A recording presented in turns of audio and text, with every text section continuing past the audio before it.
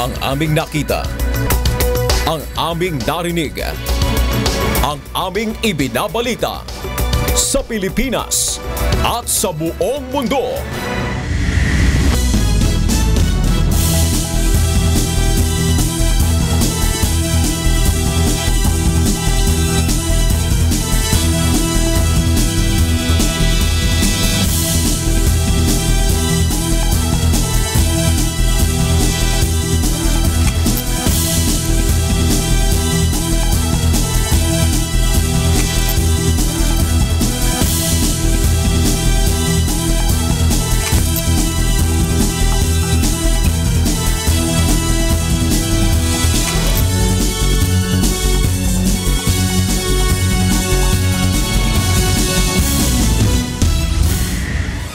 Magandang hapon, Pilipinas at sa buong mundo. Sa ulo ng mga balita. President-elect Rodrigo Duterte at Vice President-elect Leni Robredo na iproklama na. President-elect Rodrigo Duterte mas piniling manatili sa Davao City sa araw ng kanyang proklamasyon. Daan-daang volunteers mula sa iba't ibang grupo at organisasyon nakiisa sa pagsisimula ng Brigada Eskwela. Paghahanda ng iba't ibang ahensya ng pamahalaan para sa muling pagbubukas ng klase, iprinisinta sa 2016 Oplan Balik Eskwela ng Department of Education. Akreditasyon ng lahat ng mga towing companies kinansela ng MMDA. Ngayon po ay araw ng Lunes, ika-30 sa buwan ng Mayo taong 2016. Tayo po ay sabayang napapanood sa 1,360 satellite monitoring centers sa buong Pilipinas at sa buong mundo sa pamamagitan ng live streaming sa untvweb.com. Una sa ating mga balita ngayong hapon. Tulong muna, bagong balita! Tatlong magkakahiwalay na aksidente sa Pampanga at Bulacan ang nirespondihan ng UNTV News and Rescue Team. Ito ang balita ni Joshua Antonio.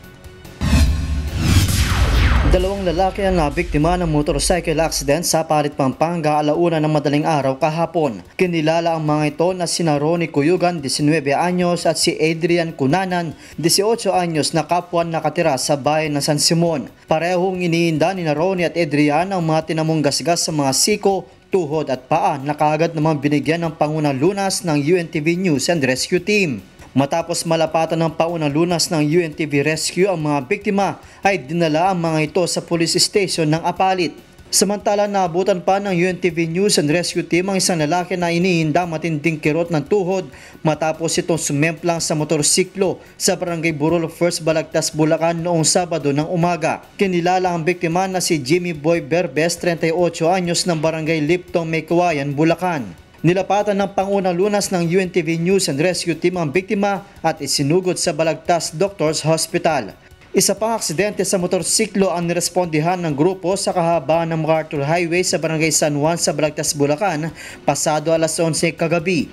Kinilala ang biktima na si Nelson Padina, 19 na taong gulang. Kwento ng pinsan nito na bangga sila sa sinusundan jeep matapos itong biglang magbaba ng pasahero. Nagtamo si Padina ng sugat sa magkabilang paa, gasgas sa mukha at bibig. Matapos lapatan ng pangunang lunas ay dinala na ito sa pinakamalapit na ospital. Kasama ang Bulacan News and Rescue Team, Joshua Antonio, UNTV News Worldwide. Tulong muna, bagong balita!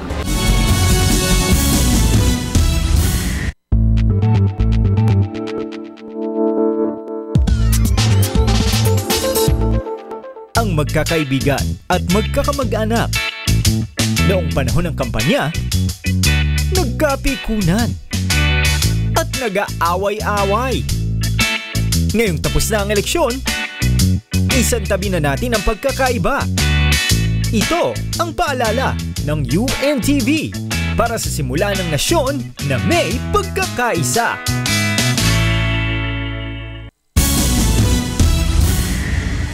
Nagbabalik ang Ito ang Balita. Kasalukuyang nagsasagawa ng press conference si Vice President-elect Leni Robredo mula sa House of Representatives. Ito ang balita ni Roderick Mendoza live. Magandang hapon, Roderick. Magandang hapon, Jun. Kasalukuyan nga nagsasagawa ng press conference dito sa Batasan itong si incoming Vice President Leni Robredo. At una nga ay nagpasalamat ito sa kanyang mga taga-suporta. Sinabi niya kakailanganin pa niya ang suporta o yung tulong ng kanyang mga taga-suporta hanggang sa susunod na 6 na taon ng kanyang panunungkulan bilang ikalawang Pangulo ng bansa. Sa ngayon nga ay sa patapos na itong press conference, pakinggan natin yung iba pang mga katanungan at yung kanyang mga sagot sa mga itinatanong sa kanya ng media patungkol din sa pag-assume niya sa opisina ng Vice Presidente. Ano naman po, pumayag na po kaming may kasama kaming security sa bus. Nagtatake ng precautions. Pero sa mga susunod na uwi, mas mapapag-isipan mabuti. Hihingi po ako sa inyo ng paumanhin kasi nung lumabas pong gusto ko po sanang sekretuhin sa inyo. Pero lumabas pa din. Ang dami-dami po sa inyong nagte-text sa akin na pinapagalitan ako kung bakit nag-boost pa din. Ano po ito, dadalangan na natin. Hindi po ako makaka-promise na totally hindi na. Pero siguro po mas magiging madalang na i-explore na yung ibang means of transport. Ano po ito, marami po nagsasabi magdala ka na lang ng sasakyan. Pero alam niyo po, kung familiar po kayo sa pag-uwi sa amin, mas delikado pong magdala ng sariling sasakyan kasi hindi pa po okay yung mga roads namin. Mas safe po talaga. Mas malayo sa aksidente yung bus. Yung sinasakyan po ma'am namin na bus, pag nag-100 na yung speed, nag-a-alarm na po yung bus. Kaya mas kampante kami na nakasakay doon. Pero naiintindihan ko po yung concern. Nagpapasalamat po ako sa inyo at humihingi din po ng pag-unawa na siguro po mai-internalize ko din na meron. Tinatanong sa kanya ngayon ay yung sa paraan ng kanyang pag-uwi at pagpunta dito sa kanyang opisina kung sakaling siya na yung Vice President. At ang inaalala nga ng kanyang mga taga-suporta, particular itong mga taong nakapalibot sa kanya, ay yung pagsakay niya ng bus, yung kanyang pag-commute pauwi ng Bicol. At sinasabi niya, naghahanap na sila ng ibang opsyon para ma-address itong concern na ito. At sinagot din nitong si incoming Vice President Leni Robredo yung tanong naman kanina doon sa sinasabing whistleblower na mula sa lalawigan ng Quezon na sinasabing may mga ebidensya na nagkaroon di umano ng dayaan at binawasan nga ng boto ng 500,000 na boto itong si Senador Bongbong Marcos. At sabi dito ni Congresswoman Vice President-elect Leni Robredo, mahirap itong paniwalaan. Kaya hindi naman ang sinasabi ng kanyang abogado na si Atty. Romulo Macalintal. Sinasabi niya kung totoo ito ay sosobra, kung totoong binawasan ng mahigit kalahating milyong boto itong si Senador Bongbong Marcos, ay sosobra yung bilang ng mga botante sa lalawigan ng Quezon. Kaya mahirap umano itong paniwalaan at sino nagtanong pa itong si Atty. Macalintal, sininod pa niya itong whistleblower na sinasabi na sino naman siya para pagtiwalaan ng Smartmatic na gawin yung ganong klase ng pandaraya. At sinasabi pa nga niya dito, hindi magagawa ito sa isang warehouse lamang at dapat nasa transparency server at canvassing center yung maaaring gumawa nito. Ang apela niya sa publiko, huwag paniwalaan yung mga nagsasabing may dayaang nangyari, partikular doon sa lalawigan ng Quezon sa nakaraang halalan. Yun. Maraming salamat, Roderick Mendoza, nagulat mula sa House of Representatives. Sisimulan na ngayong Hunyo ang informal talk sa pagitan ng incoming Government Peace Panel at National Democratic Front of the Philippines o NDF. Ito ang balita ni Nel Maribuhok. Inatasan ni President-elect Rodrigo Duterte si incoming Presidential Advisor on the Peace Process na si Jesus Duresa na pumunta sa Oslo, Norway sa kalagitnaan ng Hunyo upang makipagpulong sa communist leader na si Joma Sison kaugnay ng pagbuhay sa usapang pangkapayapaan. Makakasama ni Duresa si Silvestre Bello III na itinalaga ni Duterte bilang kalihim ng Department of Labor and Employment at ngayon ay binigyan ng dagdag na trabaho bilang government negotiator sa NDF. I was informed by Secretary Duresa, who is the Presidential Advisor on the Peace Process, that there may be an initial informal talks between our panel and some representatives of the NDF panel. Malaking bagay para kay Bello ang pagsisimula ng informal talks upang magkaroon ng linaw at direksyon ang usapang pangkapayapaan sa NDF. Ayon kay Bello, sa peace talks sa ilalim ng incoming administration, posibleng magkaroon ng bagong framework agreement. Meron ng 16 framework ng talks, no? But precisely itong talks na ito may come up with a new framework within in view of fast-tracking the peace process. Dagdag pa ni Bello, tiyak na mapag-uusapan na rin sa informal talks ang usapin ng pagpapalaya sa mga political prisoner. Una na ring sinabi ni incoming President Duterte na handa niyang palayain ang mga political prisoner na mula sa NDFP sa pagsisimula ng peace talks. Maging ang pagbibigay ng Safe Conduct Pass kay Sison sa kanyang pag-uwi sa Pilipinas ay tiniyak ng incoming President. Nel Maribuhok, UNTV News Worldwide. May agam-agam o pangamba ang ilang pulis sa napipintong reshuffle sa kanilang hanay. Ngunit tiniyak naman ni incoming Philippine National Police o PNP Chief Superintendent Ronald De La Rosa na walang dapat ikabahala ang mga pulis na maayos magtrabaho.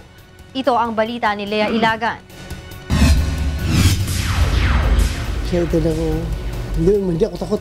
Kung excited na si incoming PNP Chief, Police Chief Superintendent Ronald De La Rosa na pamunuan ang nasa 100 at 60,000 PNP personnel, pangamba naman ang nararamdaman ng ilang pulis.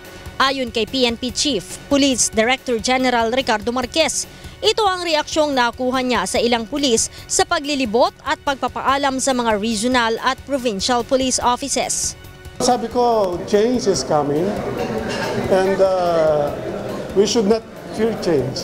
Palaging ko niya, di ba? Malaging may agam-agam pag may mga pagbabago. Pero sabi ko, kahit sinong namang Pangulo, sinong Chief PNP, for as long as we remain committed to public service, we remain loyal to the badge we wear, yung ating mission ay pareha pa din, prevent crimes and solve crimes. Yung core purpose natin pareha pa rin, serve and protect. So, pagpatuloy lang natin na tayo maging maayos na pulis, wala tayong dapat ipangamba. Nagtataka naman si incoming Chief PNP, Police Chief Superintendent Ronald De La Rosa kung bakit nag-aalala ang mga pulis sa napipintong balasahan. Aniya, hindi naman maaapektuhan ang sweldo ng mga ito sakaling malipat sila ng pwesto. Tanging ang mga pulis lamang na hindi nagtatrabaho ang dapat na matakot. Bakit kayo magagamba? Bakit may Torrens title ba kayo dyan sa posisyon na yan? Di ba? You just follow orders. Kung inisyo kayo ng order na umalis kayo dyan, umalis kayo. Bakit kung natanggal ka sa pwesto mo, mawala ba sweldo mo? May sweldo ka pa rin naman, di ba?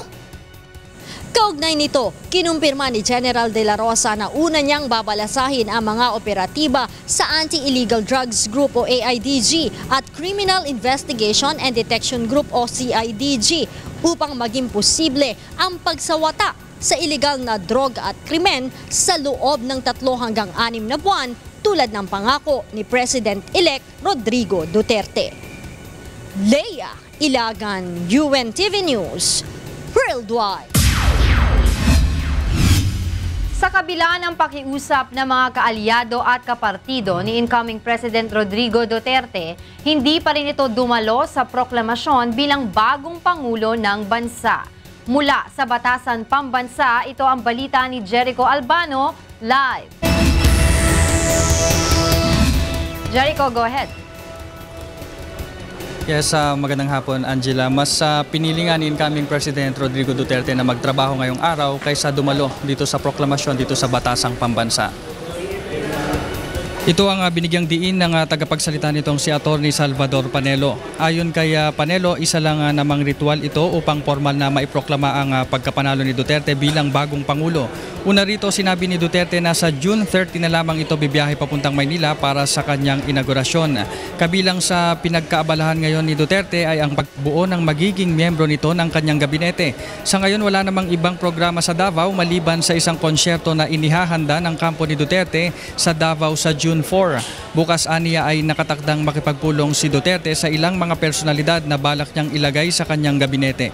Kanina sa joint session sa plenaryo bago ang proklamasyon, may mga ilan lamang na taga-suporta ni Duterte ang dumalo na nagsuot pa ng kulay pulang t-shirt. Bukod kay Panelo, dumalo rin sa proklamasyon ang naging running mate ni Duterte na si Senator Alan Peter Cayetano at si incoming DOJ Secretary Attorney Vitaliano Aguirre. Samantala sinabi naman ni Aguirre na nagpapasalamat si President Duterte sa lahat ng sumuporta sa kanya. Umaasa rin sila na makikipagtulungan si Vice President Leni Robredo sa Duterte administration lalo na kung mabibigyan ito ng pwesto sa gabinete. Ito ang kauna-unahan sa kasaysayan ng bansa na hindi dumalo sa proklamasyon ang ipinoklamang Pangulo ng bansa. Tradisyonal lang isinasagawa tuwing pagkatapos ng halalan ang pagtataas ng kamay ng mga nanalong kandidato sa rostrum o plataforma ng session hall ng Batasang Pambansa. Ito ay pagkatapos nga na iproklama ang mga nanalong kandidato sa Pangulo at pangalawang Pangulo. Yan muna ang latest live mula rito sa Batasang Pambansa. Balik sa inyo dyan, Angela. Maraming salamat sa iyo, Jericho Albano, live na nagulat mula sa Batasang Pambansa.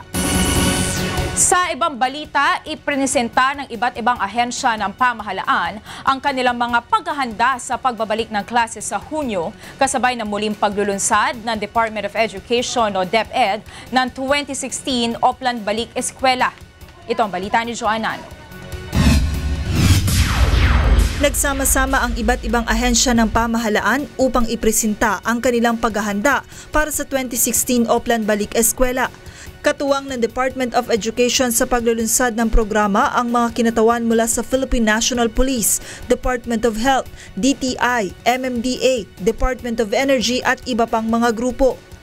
At upang mapaigting ang seguridad sa mismong araw ng pasukan sa June 13, nakatakdang mag-deploy ang PNP ng mahigit sa 7,000 pulis sa halos 800 mga eskwelahan sa Metro Manila. Habang ang MMDA naman ay magtatalaga rin ng mga traffic constables sa iba't ibang lugar upang maisaayos ang daloy ng trapiko.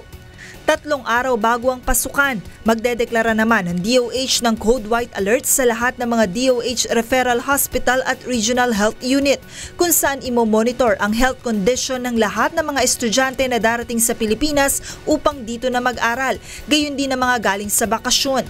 Layo nito na maiwasan ang posibilidad ng pagpasok ng anumang uri ng sakit mula sa ibang bansa. Lalo namang paiigtingin ng DTI ang kanilang price monitoring sa mga school supply habang papalapit ang araw ng pasukan. Samantala, formal na ring binuksan sa publiko ngayong araw ang Information at Command Center ng DepEd. Ito ang Oplan Balik Eskwela Command Center ng Department of Education dito sa kanilang tanggapan sa Pasig City.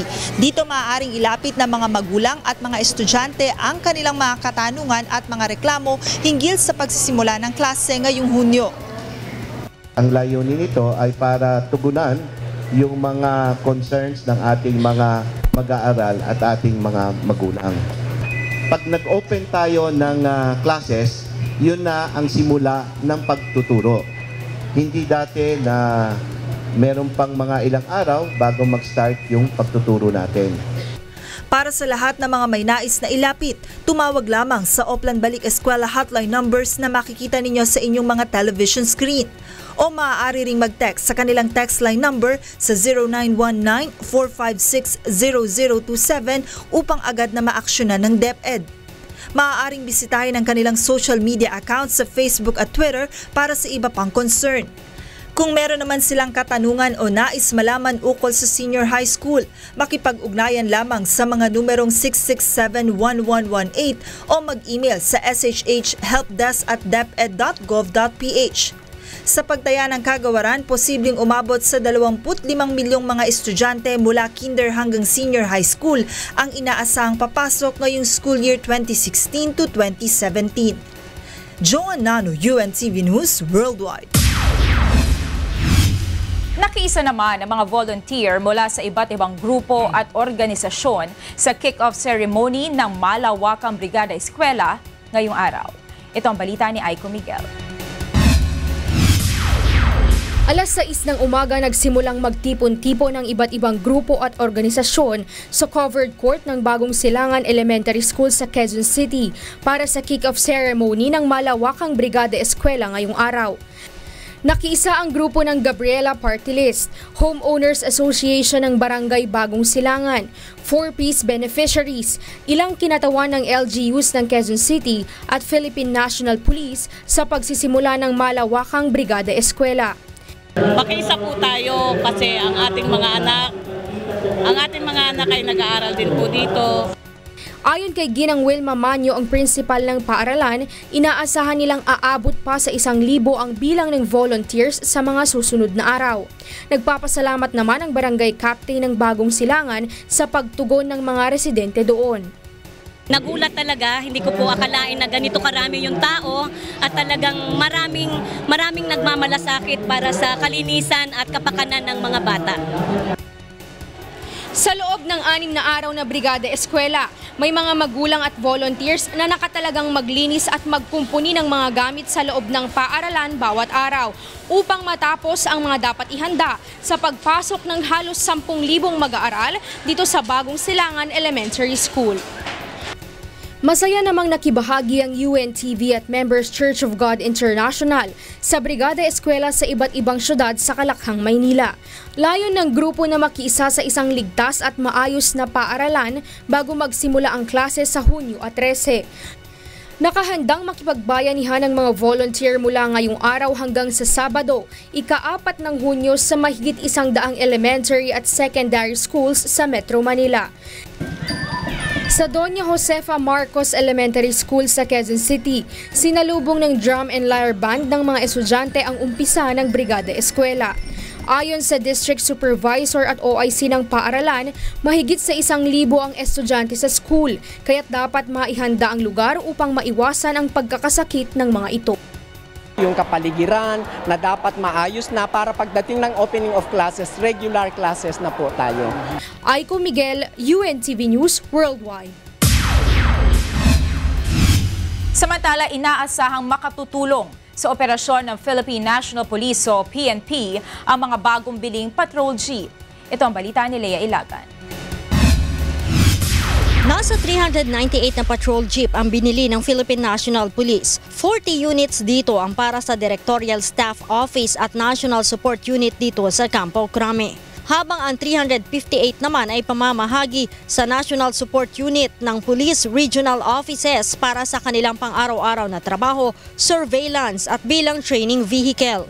Ayon kay PNP Chief, Police Director General Ricardo Marquez, may contract price itong 349,444,000, mas mababa kumpara sa 382,786,552 na approved budget. Nangangahulugan na nasa 878,000 lamang kada unit ang biniling Mahindra Scorpio Patrol Jeep. Aniya, iba ito sa naunang binili nila para sa mga police station noong 1 taon. Some of these will be used for administrative duties kasi kung makikita na dito sa Crame, ang mga ginagamit ng mga kapulisan dito ay halos personally owned vehicle. Sinabi pa ni General Marquez na mas practical ang jeep kumpara sa mga kotse na hindi halos kayanin ang mga baha at putik. Mas mura din ito kumpara sa mga kotse na dating ginagamit na ng mga pulis. Kaya naman, malaking tulong ito para sa mga National Support Unit, hindi lamang sa mga lalawigan kundi maging dito sa National Headquarters. Some will be issued sa mga National Operational Support Unit, CIDG, Anti-Cybercrime Group, Crime Laboratory Group, at saka doon sa mga Admin Support Unit also. Lea Ilagan, UNTV News, Worldwide.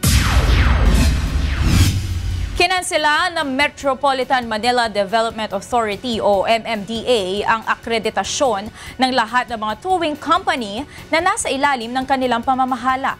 Ito ang balita ni Monokson. Simula bukas ay kanselado na ang akreditasyon ng lahat ng mga towing company na nag-ooperate sa EDSA at maging sa mga pangunahing lansangan na nasa ilalim ng pamamahala ng Metropolitan Manila Development Authority. Ito ay bunsod ng napakaraming reklamo na natatanggap ng MMDA laban sa mga towing company. Mayroong 40 towing companies at mahigit 100 tow trucks sa Metro Manila. Ngunit sa ngayon ay provisional accreditation muna ang i-issue ng MMDA. Nitong weekend si Vice President-elect Leni Robredo bago ang kanyang proklamasyon ngayong hapon bilang opisyal na nanalo sa 2016 elections Vice Presidential race.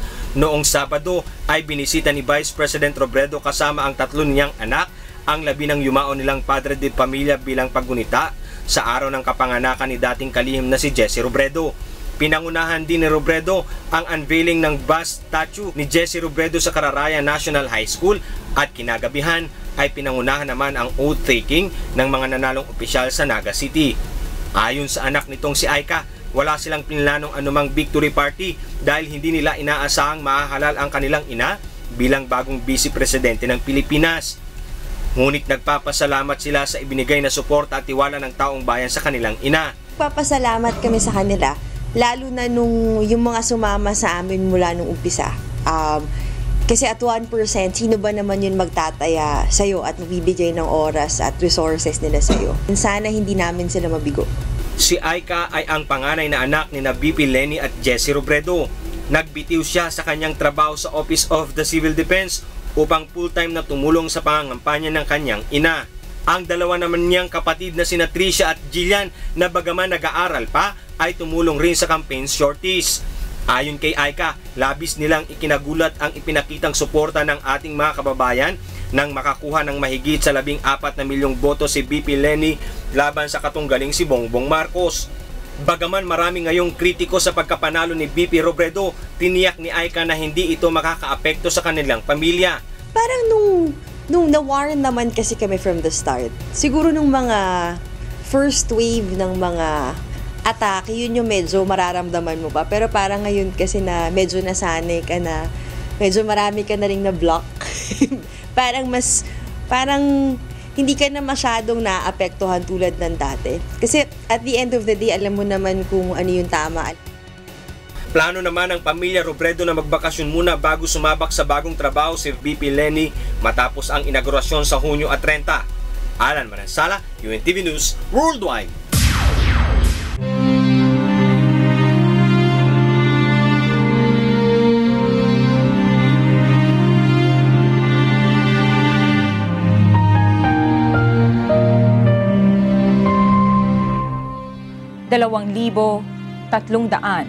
at 80 araw na po ang nakalipas mula nang maganap ang malagim na Maguindanao Massacre. Ngunit hanggang ngayon ay naghahanap pa rin tayo ng katarungan sa mga biktima ng malagim na krimen. At sa tilang madilim na hinaharap ng kaso, hindi po bibitiw ang UNTV sa labang ito hanggang makamit ang katarungan hindi lamang para sa aming 4 na kasamahan, kundi sa lahat ng mga biktima ng karumal-dumal na pamamaslang. Magbabalik ang ito ang balita. Maaksyong gabi tuwing Lunes, hatid na A Day in the Life of, alas 6:30 ng gabi at ng 911 UNTV pagsapit ng alas 7 ng gabi. Ito ang inyong intelligent primetime TV sa UNTV.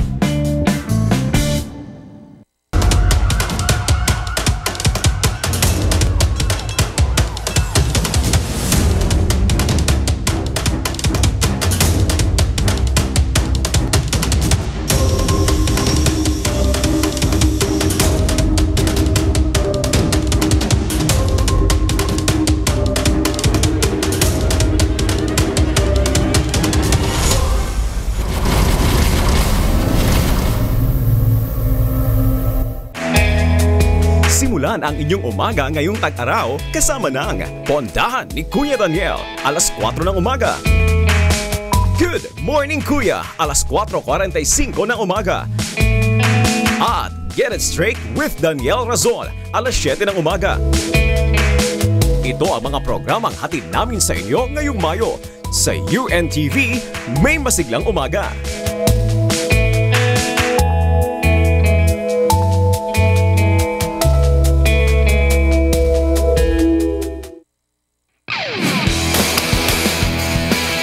Join Ryan Ramos on New Sports Adventures.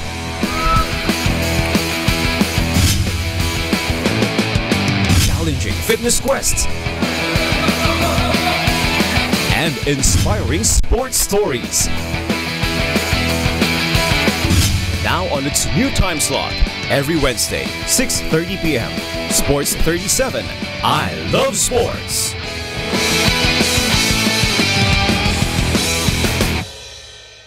You're telling me na wala kayong pwedeng gawin kung hindi kayo mag-increase? Meron po, pero hindi matutuwa pa rin yung tao. Natutuwa ba ngayon ng tao sa inyo? Hindi po. Oh, hindi pareho lang din. Ang galing nung magandang training. Salamat. Training for the Senate hearing.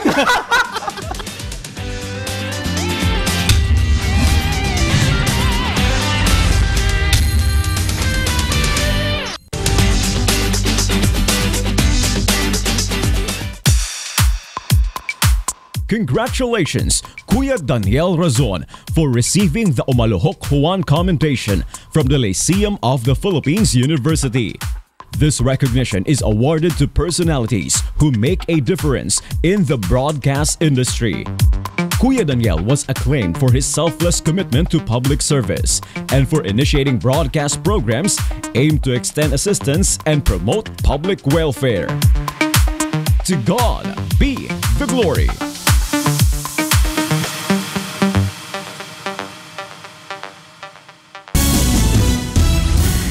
Nagbabalik ang Ito Ang Balita.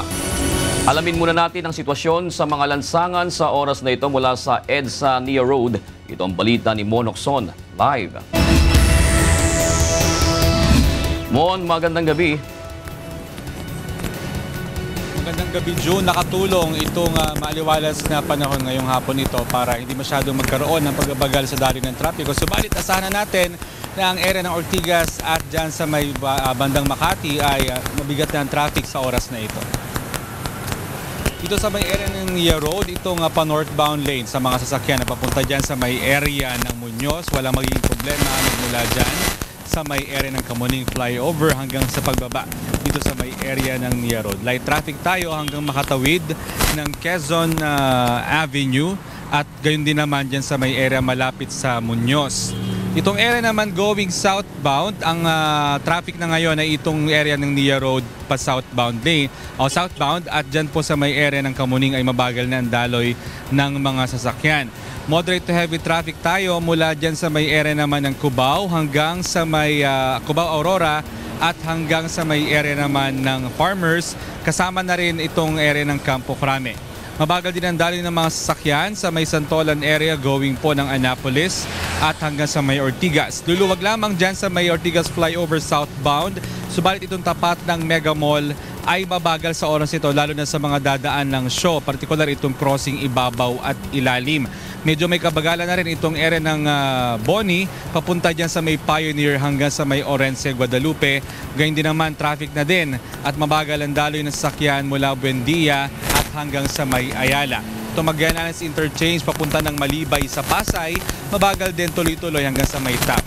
Yung mga pa-northbound naman mula dyan sa may Pasay area, mabagal po ang flow ng traffic dyan sa may Magallanes Interchange hanggang sa may area ng Ayala, Buendia, Orense, hanggang sa may Mandaluyong, Ortigas, kasama na rin ng White Plains at luluwag lamang yan paglalagpas po dito sa may Kamuning Flyover at kaya nakikita nyo ngayon, nasa bandang kanan, yan po ang northbound lane ng EDSA Nia Road. Wala maging problema, tuloy-tuloy po hanggang sa may area naman ng North Avenue.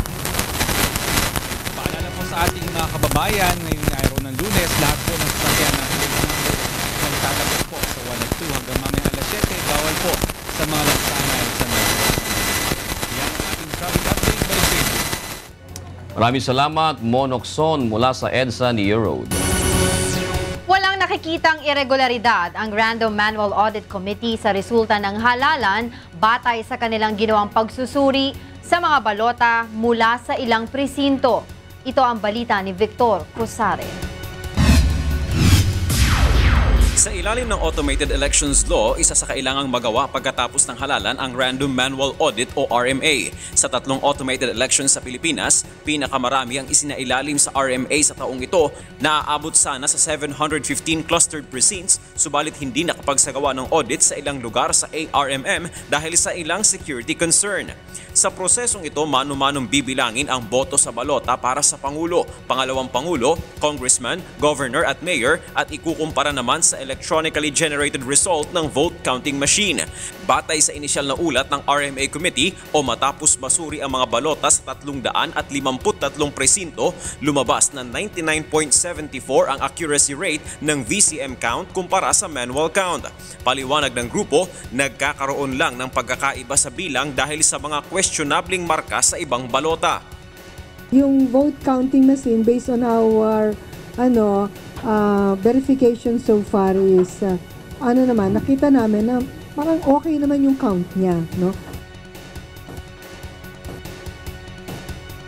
Shadings which we wanted to verify as to how these were appreciated by the machine, no? Yung ambiguous pa rin, more than 4 eyes looking, we still could not decide. Batay din sa pagsusuri ng RMA Committee, walang indikasyon na may nangyaring irregularidad sa nagdaang halalan. Wala kaming findings ng parang mag-indicate ng dagdag bawas eh. Yeah, so far. Yeah. Kung meron sigurong mga ganong allegation, karapatan ng kahit sino man na who might have felt aggrieved by the result to file a case, no? To file an action para po meron kaming pagkakataon tingnan din yon. Subalit para sa Philippine Statistics Authority, hindi pa ito masasabing kabuuang resulta na ng trabaho dahil halos kalahati pa lang ang naisasailalim sa audit. Samantala pinawi naman ng NAMFREL ang pangamba ng ilan kaugnay sa undervotes. Una nang sinabi ng company Vice Presidential Candidate Bongbong Marcos na tila kaduda-duda ang pagkakaroon ng halos 4 na milyong undervotes sa halalang ito. Hindi naman unusual yung mga no votes kasi nga dun sa nakita namin, minsan talaga ayaw nila eh. None of the above, hindi na lang sila boboto. Victor Cosare, UNTV News, Worldwide. Kinilala ni outgoing President Benigno Aquino III ang kontribusyon ng pribadong sektor sa kanyang administrasyon sa mga proyekto para sa mga kabataan at komunidad. Ito ang balita ni Rosalie Cos.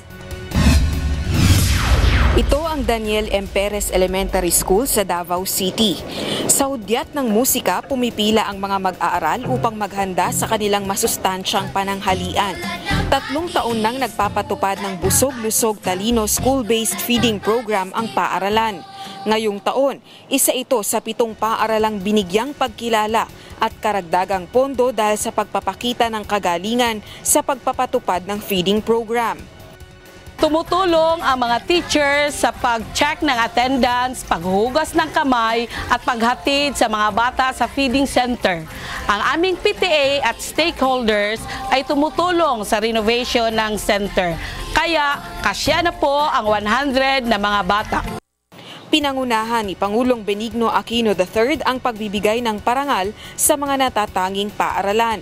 Pang-9 na taon na rin ang Busog-Lusog Talino School-Based Feeding Program mula nang ilunsad ito ng Department of Education, katulong ang malaking korporasyon kung saan hinihikayat ang lokal na pamahalaan, non-government organizations at mga volunteer na magtulong-tulong upang makapaghain ng masustansyang pananghalian sa mga undernourished public elementary school children mula kinder hanggang grade 6.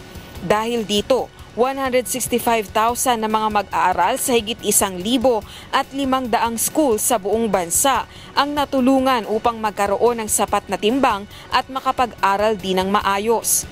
Kaya pinasalamatan din ni Pangulong Aquino ang mga pribadong sektor sa pagtulong sa kanyang administrasyon sa pagpapatupad ng mga proyektong nagsusulong ng serbisyo sa mga kabataan at komunidad. Sa daang matuwid, magkakaugnay at komprehensibo ang mga serbisyo. Totoo nga po, sa malasakit at pakikipagtulungan ng bawat isa ay lalo pa natin napalakas ang ating mga programa, hindi lang para sa kabataan kundi pati na rin sa mga komunidad at paaralan. Sa pagtatapos ng panunungkulan ni Pangulong Aquino bilang ika-15 pinuno ng bansa, tiniyak nitong iiwan niya sa susunod na pamunuan ang mas mabuting kalagayan ng mga serbisyong pangkabataan kaysa ng nakalipas na administrasyon. Rosalie Cos, UNTV News, Worldwide.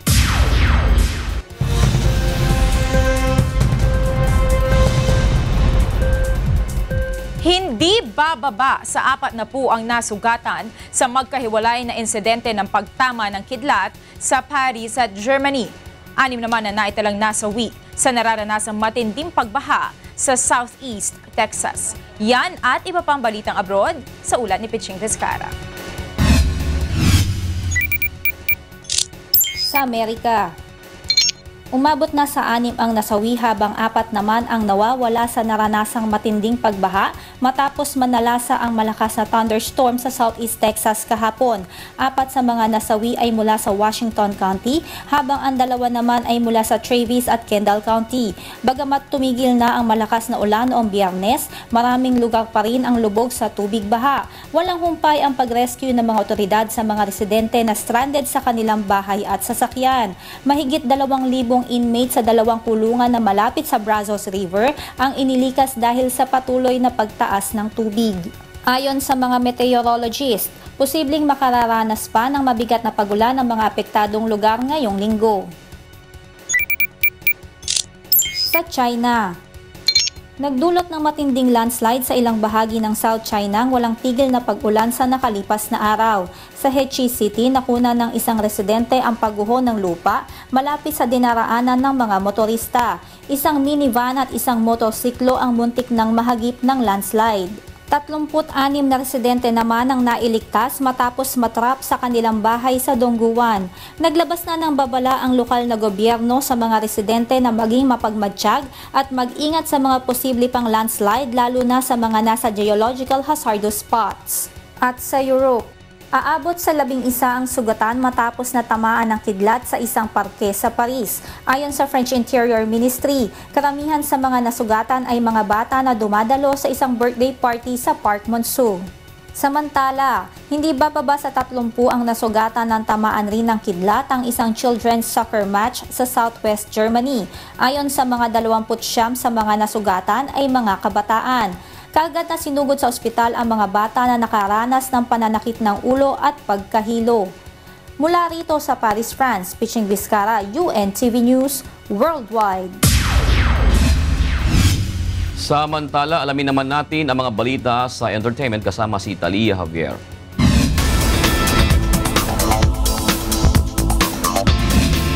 Salamat, June. Umaani ngayon ng papuri sa social media ang istorya ng mga bata sa southwestern China na umaakyat pa ng matatarik na bundok para lang makapasok sa paaralan. Tuwing 2 linggo ay umaakyat at bumababa sa 800-meter cliff na bundok ang 15 bata mula sa Atuler Village. Aabuti naman ang mga mag-aaral ng 2.5 oras upang tahakin ang napakadelikadong daan papunta sa kanilang eskwelahan. Daan-daang taon nang naninirahan sa mga liblib na lugar ang mga residente ng Atuler upang takasan ang mga nagdaang gera. Simula nang may feature sa mga balita at pahayagan ang buhay ng mga bata, nangako ang lokal na gobyerno na magpapagawa ng bakal na hagdan sa mga daraanan ng mga ito. Namigay ng tulong sa mga naapektuhang ng mapaminsalang lindol sa Ecuador ang reigning Miss Universe Pia Wurtzbach. Ito ang balita ni Tito Paz. Matapos na manggaling sa Peru noong nakaraang buwan, bumisita naman ngayon dito sa Ecuador si reigning Miss Universe Pia Wurtzbach. Ito'y bilang bahagi ng kanyang Miss Universe duties sa pamamagitan ng pagbisita sa iba't ibang bansa upang ipahayag ang advocacies ng Miss Universe Organization.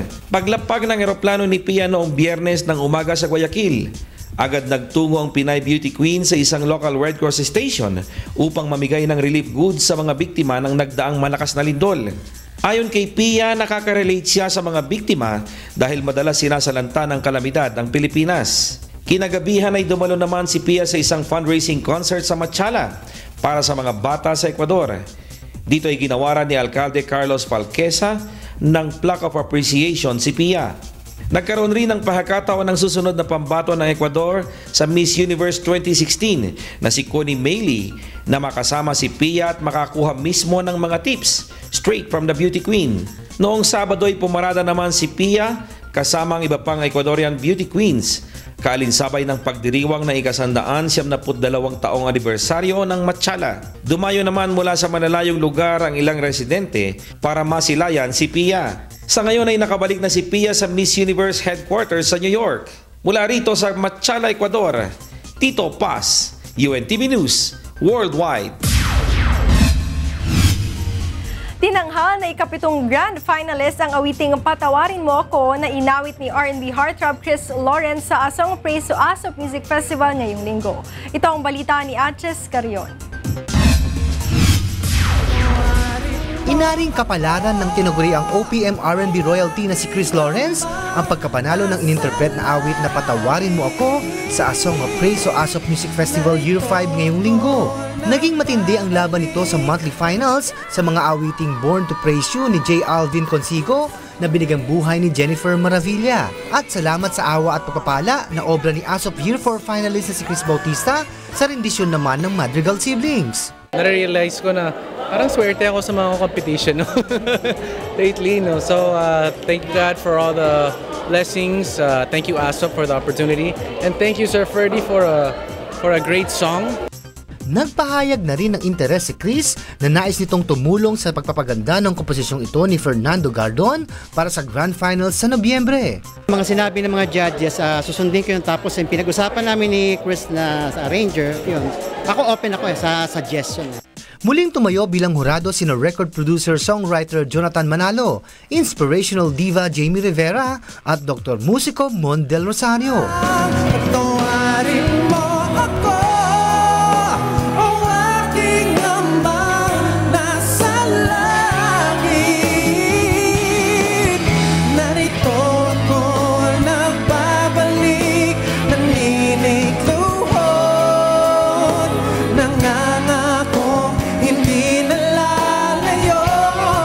Ajes Carion, UNTV News Worldwide.